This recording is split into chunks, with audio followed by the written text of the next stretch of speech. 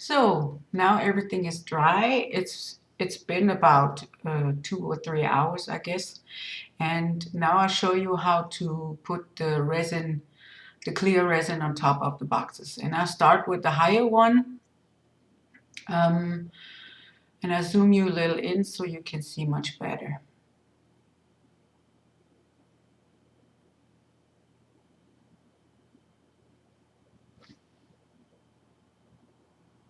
So I mixed up 150 grams of resin, but this probably won't be enough for the both of them. So I pour really slowly to avoid any bubbles, the resin on top of the box, and let the resin find itself into the crevices of those mosaic stones. And I pour real slow, so I won't be having hardly any bubbles, but there are always going to be bubbles. So um, I guess even if you pour it right quick on it, they appear only later, you know. So I'm trying to move slowly over the top uh, to give the resin the chance to really spread. And I help it on its way, and I already torch because every bubble I get out already won't be there anymore. And with my spatula, I try to move the resin as far as I can spread it,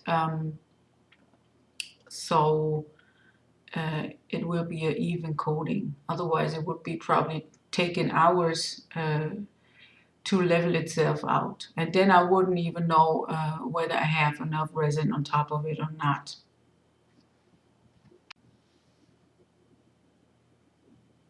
I scrape the surface somehow because the first thing that has to be filled up are the crevices in between the stones. Everything that's on top will have to be filled up later on. And I try to move the resin up to the edges as far as I can, even if the stones are not covered all the way yet. This might take some time, but it's worth every minute you need to do that.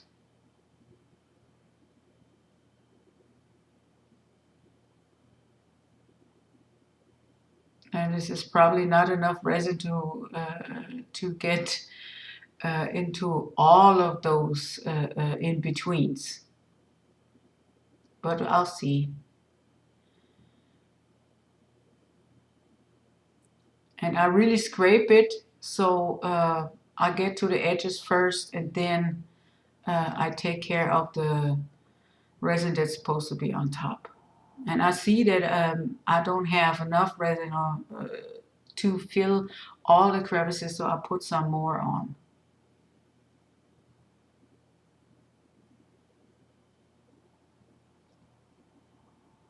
$150 won't be enough. I can tell that by now.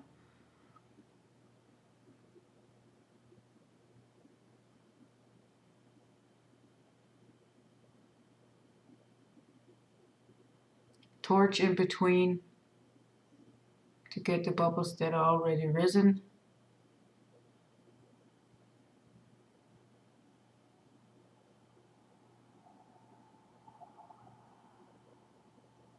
But remember, not too much before you burn your resin. So be careful with the torch when you use it.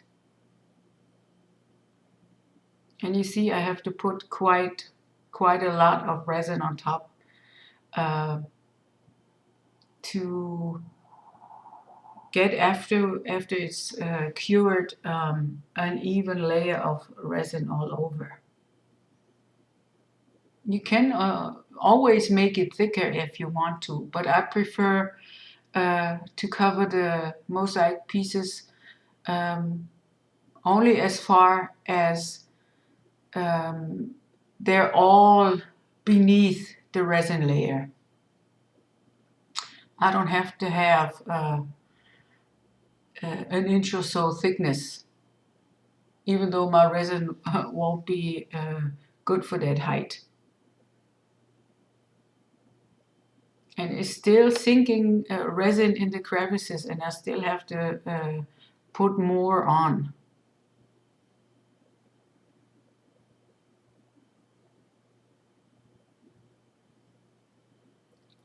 But it's starting to level itself.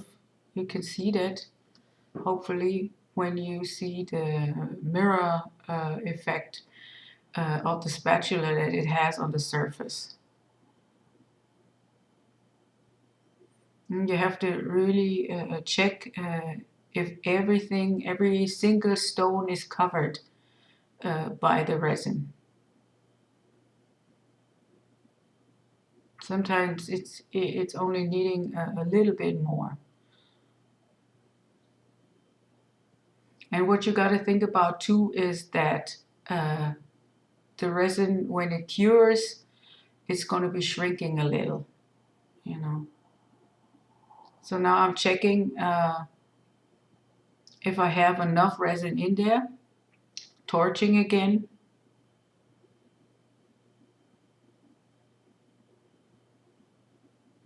And I will be torching in between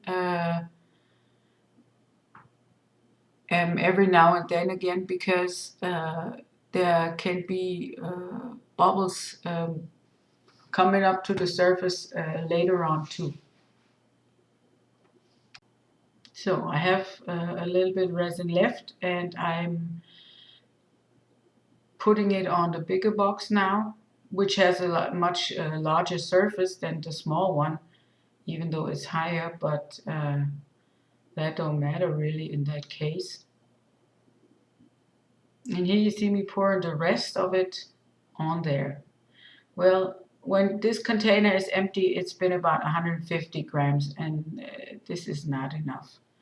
I should have made more like 200 grams, but you can't really measure that because if you fill the thing with water to find out how much resin you would need, you would never get it to dry again. And you know how that works with resin and water. Doesn't go together good. So here I torch again and try to do like I did the other one, scrape the clear resin into the crevices. But by then I seen that I don't have enough.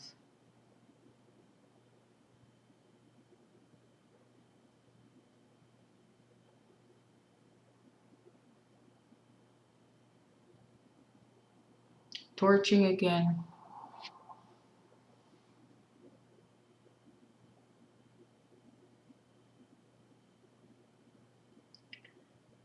And I have to watch out that the space in between the painter's tape and the stones on top gonna be filled as well. I will have to mix up some more resin, and but I'll do that on off camera, so you won't be have to watch this, because this is kind of boring watching someone doing the same stuff over and over. So I just seen a bubble coming up there, and I didn't get it out with the torch, so I tried to get a toothpick, and I just wanted one, and one didn't come out. You know how that is if you have only one hand free. But that bubble in there stuck in the resin piece in the stone that I made, so I couldn't poke it out. So trying to move the resin around, and well, it needs a lot more. I guess I put after an extra 100 grams on it, I guess. But maybe that was too much. I don't really know. See you right there. So it was about 5 o'clock in the morning when I went on with this video, because I couldn't wait to see how it went and if they leaked out and everything. So luckily they didn't. So I start unwrapping it. And this is so satisfying to see that everything worked out. No leakage, no resin where it is not supposed to be, at 5 o'clock in the morning. That made me one really, really happy Maggie.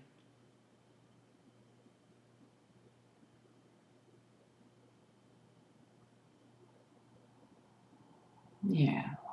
And you can see it, the mosaic is sitting kind of crooked on there. Like I said before, I just, yeah, I just left it that way. Not on purpose, but with my crooked eyes. And you see that grid on there. This is when the resin shrinks a little, when it's gonna be curing. But I don't mind that. Um, but if you mind, you could put a top layer on it after you sanded the corners.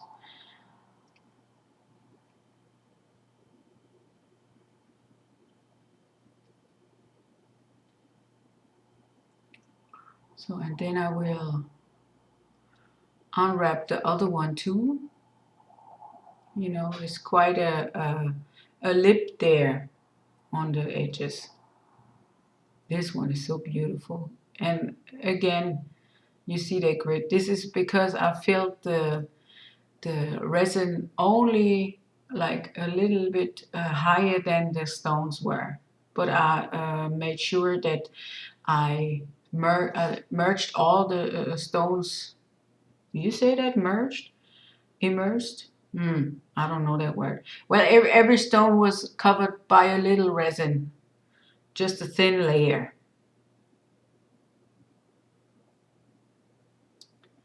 Well, the damn tape didn't didn't went off as easy as on the other one. I guess because I stuck it so good on there with the heat and stuff.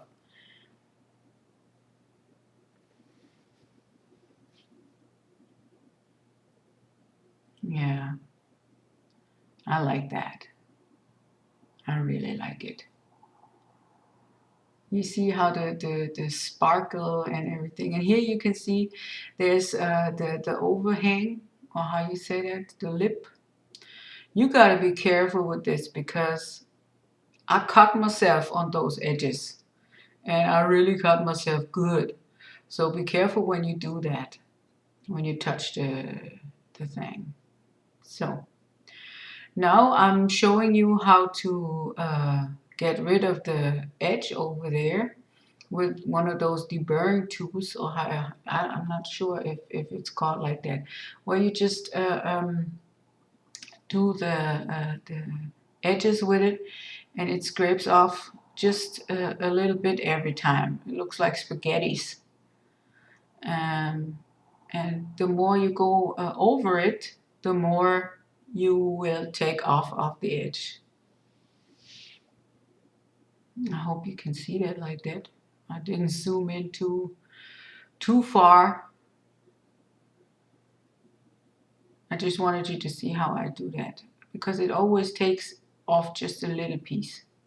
And you got to be sure when you do that that the resin is fully cured, because if it's not, you're going to have deeper cuts in there than you really wanted. You see those spaghettis? If they were colored resin, you can probably put them in another project if you like. Didn't thought of that first. I threw them all in the trash. Yeah, but you can't recycle everything. I have to stop somewhere. Yeah. When you run your fingers over the edges, please be careful. I cut myself bleeding. This is how sharp it was.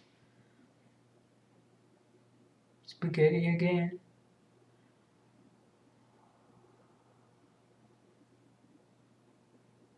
Maybe I need some hot sauce to that.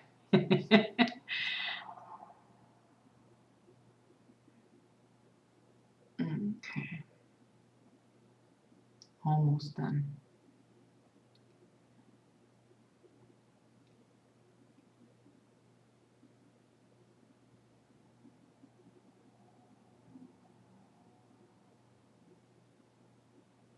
You got to be careful that you won't scratch the surface, because then you would have to put a top layer on the box to make it shiny again.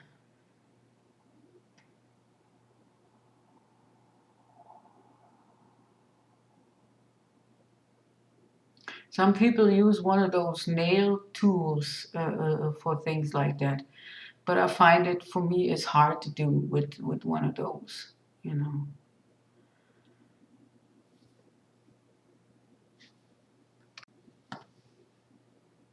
So all them spaghettis. Cleaning up my mess there.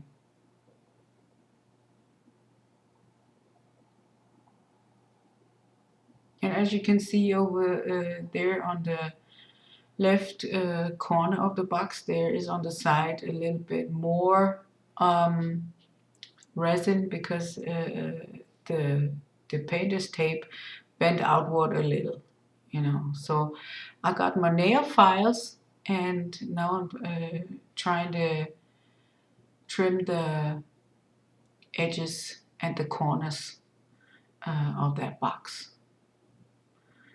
I'm sorry that that doesn't show everything that I did, but I've been forgetting the camera, and whether y'all can see or not. I was so, hmm, how you say that, so into crafting.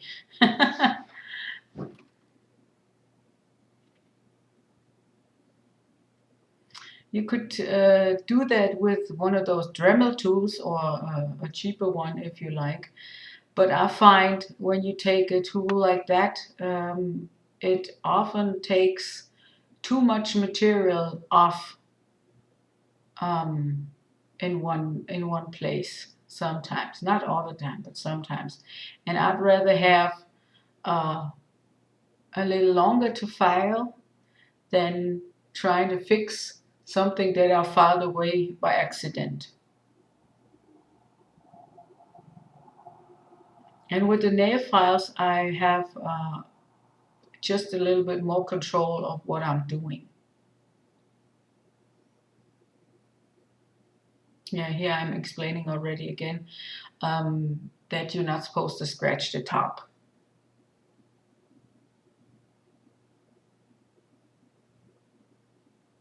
Me personally, I like it if it's a little uneven on the edges. Um, I don't know why, but I don't like perfect things. Perfect things to me are not the idea of handmade craft.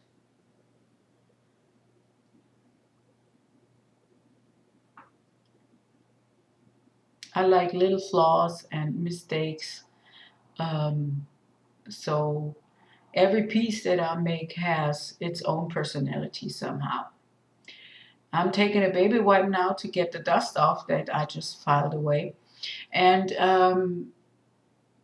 put your safety gear on, because you don't want to inhale that resin dust when you file.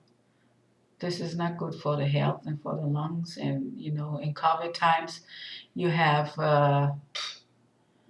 already enough things going on with the lungs if you have COVID, for example. I'm filing my day away. Didn't even realize that it takes so long to just smoothen out the edges.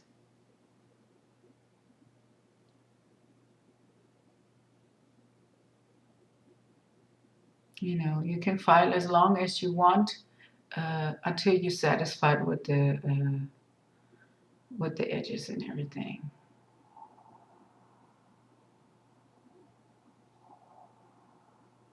There you go.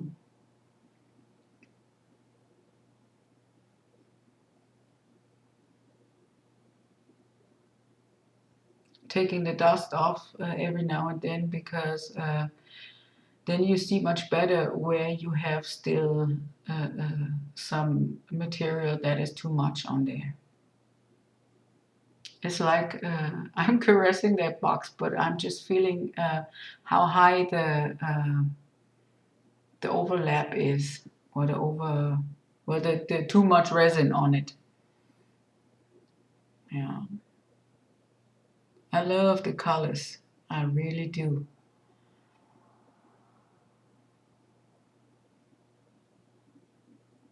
I guess you could file a little more on the edges that were white, so it makes like a, a curve from the corner of the box to the first stones there. But I like it square better, I guess. So I painted that box only a little. So because if you put the tape on, the painter's tape, and you take it back off, it's probably taking some of the color that you put on, and I used acrylics for it, uh, off. So this is the other box. I already painted in the right color I wanted it, with 5 or 6 layers of paint. And now I'm trying to decide if I wanted to paint the edges from the resin part gold or silver. And I thought, well, gold looks nice, as you can see. Now first I'm painting the edges on the sides, and I will still paint the corners, so a little bit of it shows on top of the box and it looks like a gilded thing.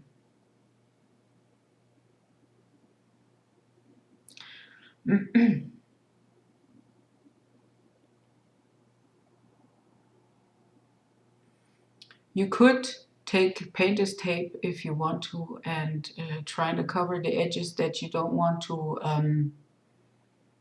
paint with the gold, but I don't do that because it's only you can follow the lines, and then you will be all right. And there on the I don't know how y'all call this. It's where the box and the top have been stuck together. So I painted over that with the blue color, and I was just painting it back gold with the gold pen, so I wouldn't have to scratch around on it with the file again to clean up the metal pieces. And I don't like to do things twice if I don't have to. And as you can see, it looks great, even if it's just painted.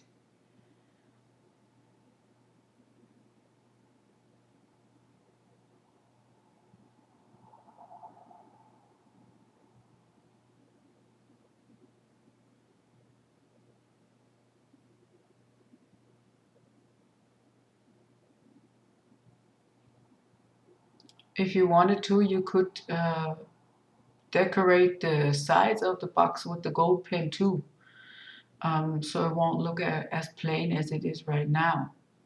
Maybe an idea for next time.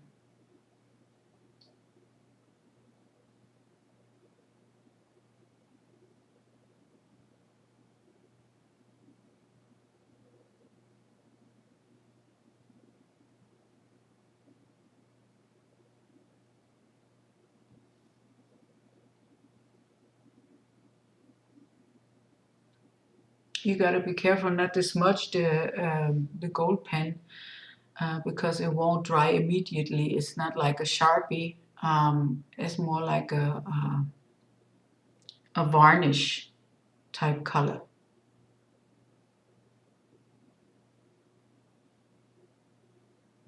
Here in Germany, we have those pens in various colors. So you could paint it in black or in white. Uh, It doesn't have to be metallics. It can be whatever you want to. It's totally up to you how you want it and what you can get at the place where you stay at. Because I found out that not everything is available everywhere.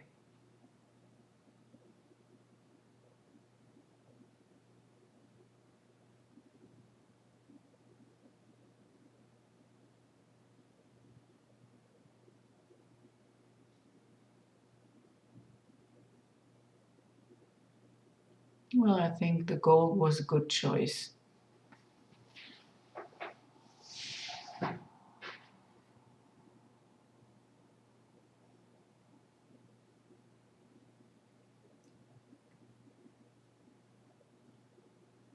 Didn't realize how long that takes me to do.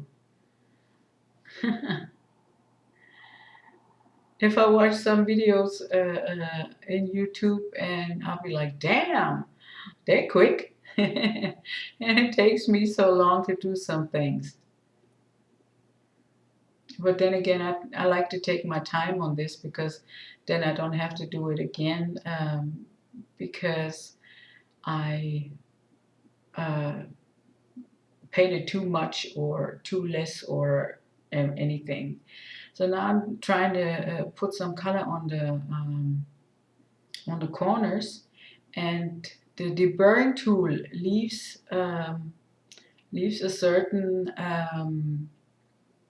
how you call that, a certain trace around the perimeter of the box, and I only paint where the deburring tool cut the resin, not further, and then it looks like it's gilded. And I like that. I like a little bling bling on my things, but not too much, as you can see uh, by the design on top of the box, that I don't use all sparkly glitter mosaic pieces. I have other ones in between, some with mica powder. Uh, they are not transparent or translucent. They like pretty opaque. And then I have translucent ones and the glittery ones and translucent with glitter. And yeah, you can use literally anything that you used for another project that you made. Just, yeah, by putting the leftovers in one of those trivet things. I'm almost finished. Just a little touch more. And yeah, I'm pretty proud of the outcome of that. And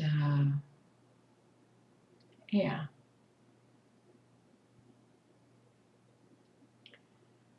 So that was it.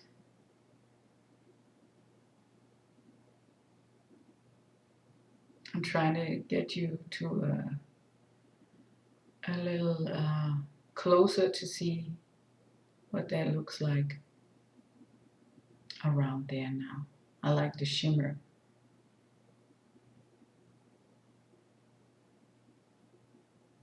And this is when the box opens. I do the other ones off camera, and I will make some picture and put them at the end of that video here so you can check out how that looks. Thank you for watching, and leave a comment, leave a thumbs up if you liked what I did. Maybe you want to subscribe. I would be really appreciating that. So hit the bell and you get noticed if I load up another video. So bye to the next one.